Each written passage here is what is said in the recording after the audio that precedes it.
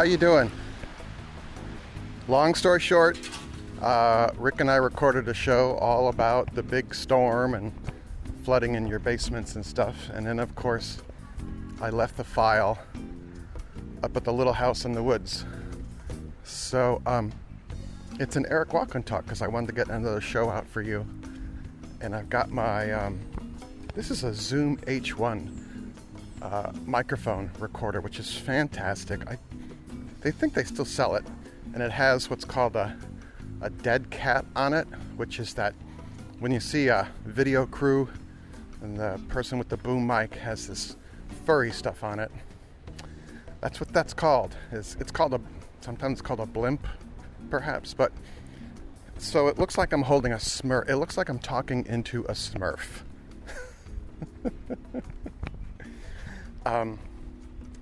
Maybe I can post a picture of this. Well, on the website post, I could post a picture of this. So, anyway, we talked all about the flooding on the East Coast and my neighbor.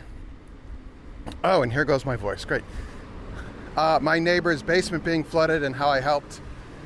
But I just wanted to add a couple of thoughts to that because you haven't listened to it yet.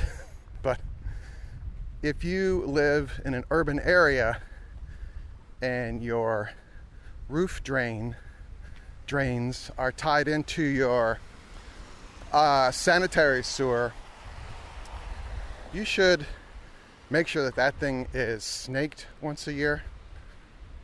It's just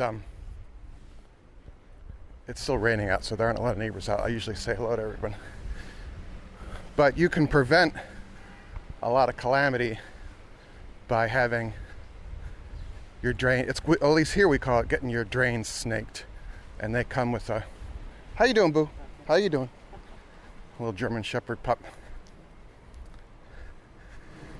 And it's probably like $150.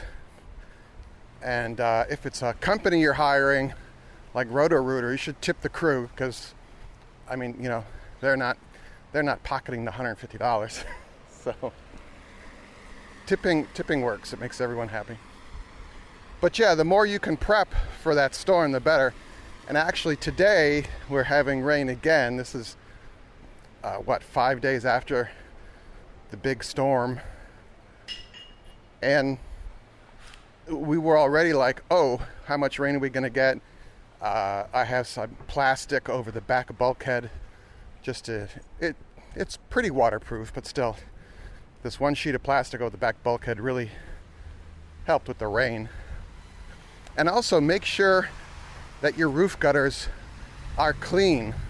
Do you have leaves in there, or do you have one of those screens that's round?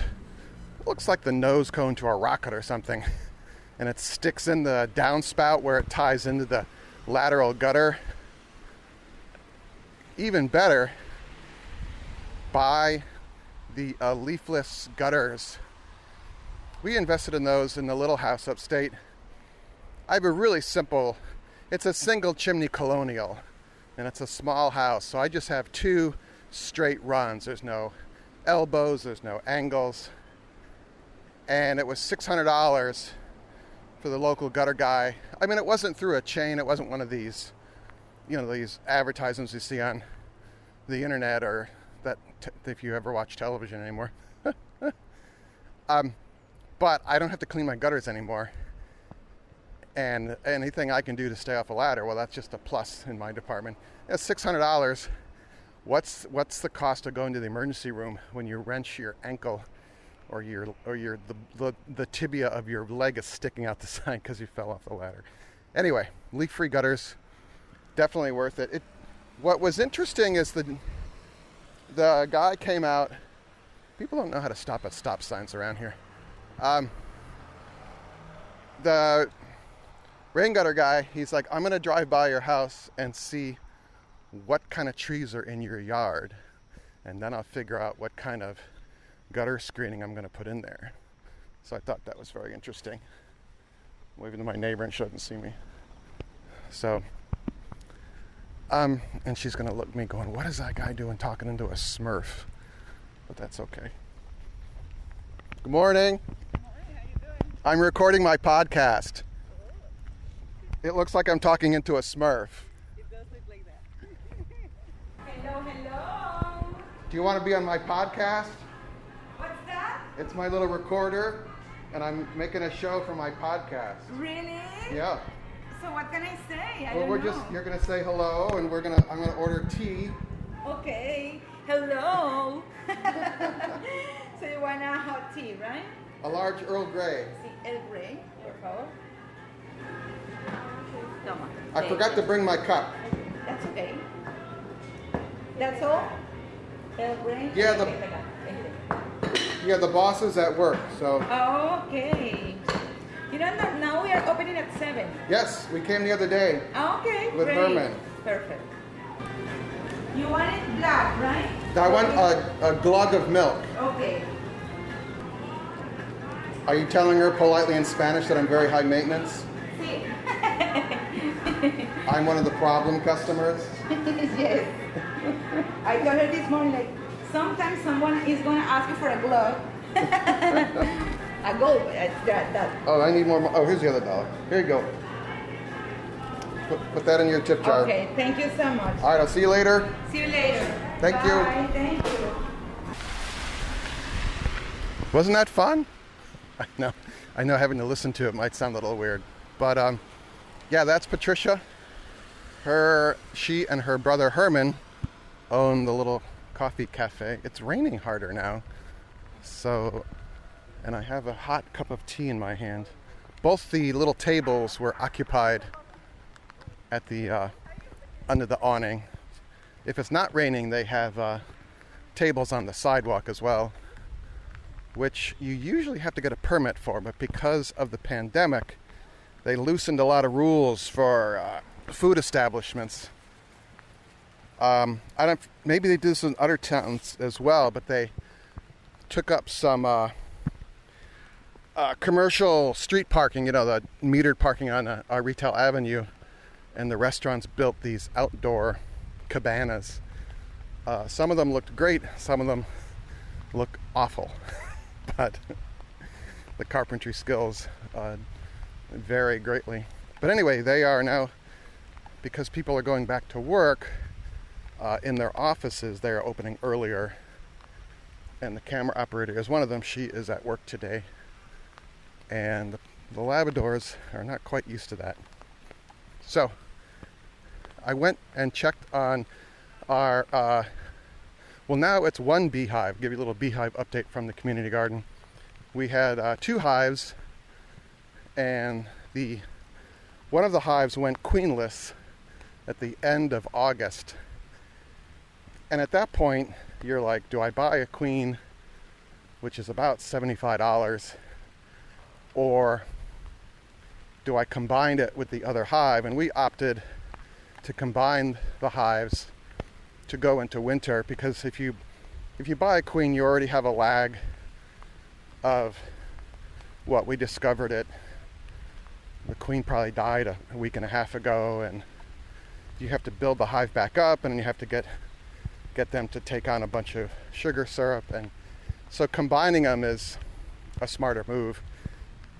And I took the 2 brood supers from the queenless hive and put them on top of the healthy hive, which had 3 brood supers. And brood supers are the boxes, they're usually white, that have the frames with eggs in them and some pollen and honey as well, and that's where all the workers are.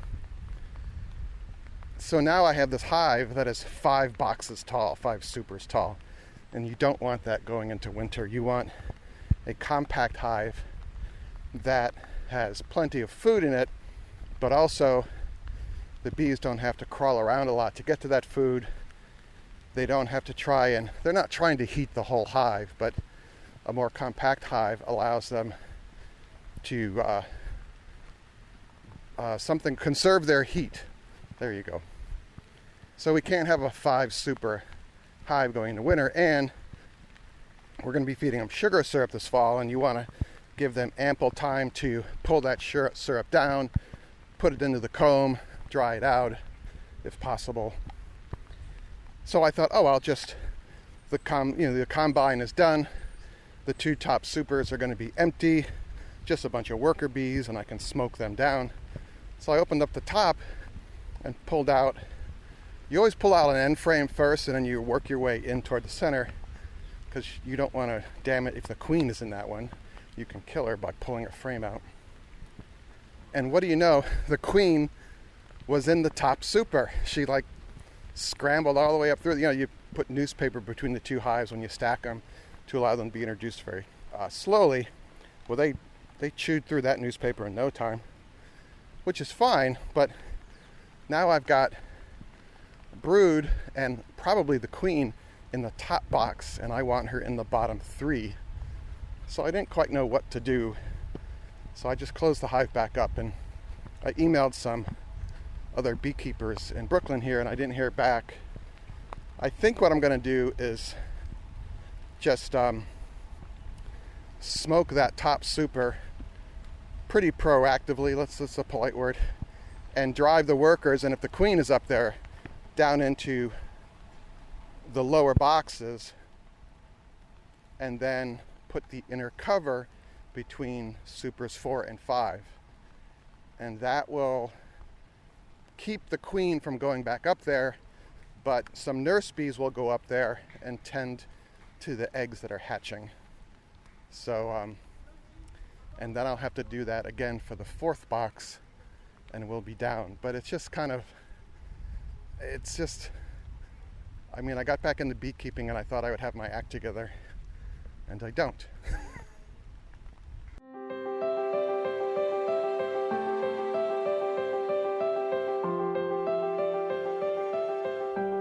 Would you be interested in kind of getting some behind the scenes photos and thoughts and just that kind of stuff that I don't really feel comfortable putting out on social media, but I still want to share with like the GardenFork crew? You can do that if you want to become a patron of GardenFork. It's a really easy thing to do. I ask for $5 a month if you want to support the show here and also the videos. That's like a fancy cup of coffee a month, you know? What do you think? In return, I post, basically if I take a picture of something, I'm like, oh, maybe the patrons be interested. I post it to the app. You also get an email as well with a picture of it, or if I do a little recording, all the after shows that we do on GardenFork Radio, just the behind the scenes stuff, and knowing that you're kind of like the Medici family to me. You are making this all happen, which I really appreciate. So more information about that is in the show notes below, or go to patreon.com/GardenFork. All right. It's a gentle rain, so that's good. I'm at the stop sign that no one stops at. They kind of roll through it, and I just make eye contact with the driver and make sure that they see me, and that I'm not going to put up with their nonsense. There are some people in my neighborhood that I guess in the country that they have come from, you yield to the car, you know, and here you yield to the pedestrian, and perhaps the person that's driving the car might think that the pedestrians have to yield as well. But I am proactive about that, but I'm not going to get myself run over either. But you do need to assert yourself as a pedestrian, but also be careful about it, you know. There's more to life than a stop sign. There's your leaf-free gutters, you know. So we are halfway home. The stores around here don't open early. The delis do. There is a deli on almost every other corner.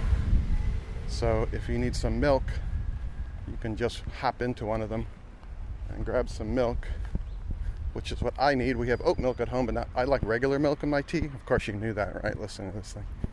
More information than you wanted to know. Hey, how you doing? How's it going? Good? Good. The pups are walked. They're asleep. Good. That gentleman has a hound, like a blue tick hound. A sweet dog. I'm not quite sure why. Some people bring pure breeds into the city, and I'm like, that dog belongs in the country. Nice people, nice dog. But scent hounds in New York,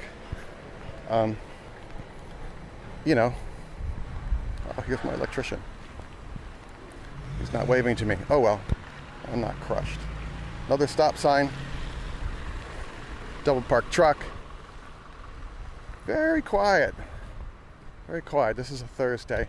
One of my neighbors has a full-size 1980s or 70s, maybe a 70s era Cadillac with the wire rim hubcaps.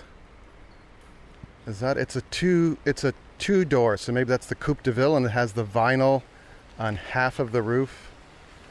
Wow. And I'm like, what are you doing with that thing?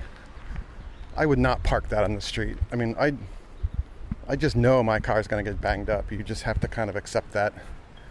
But then there are people that get all bent out of shape and their car gets nicked, and I'm like, what do you want? You know?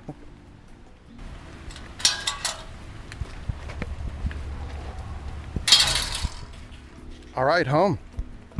So I'm going to do oh, hey, Charlie Pup. Not Charlie Pup. Oh, God, that's my previous pup. That's the Spiker. If you're a patron, you will be getting the after show, which is me talking about the washable rug that we bought. That's exciting. That's worth $5 a month, isn't it? All right. If you have a minute, you want to give us a review on iTunes, that would be very cool. Thank you. Go out and do cool stuff. Make it a great day. GardenFork Radio is produced by GardenFork Media LLC in Brooklyn, New York. Our producer is Sean O'Neill. If you need an amazing podcast producer, visit Sean's site, SeanInBrooklyn.com. That's Sean, SEAN, in Brooklyn.com. Our executive producer is Jimmy Goose. For more information about Jimmy and the custom hollow books he makes, visit hollowbooks.com. The music in the show is licensed from audioblocks.com and uniquetracks.com.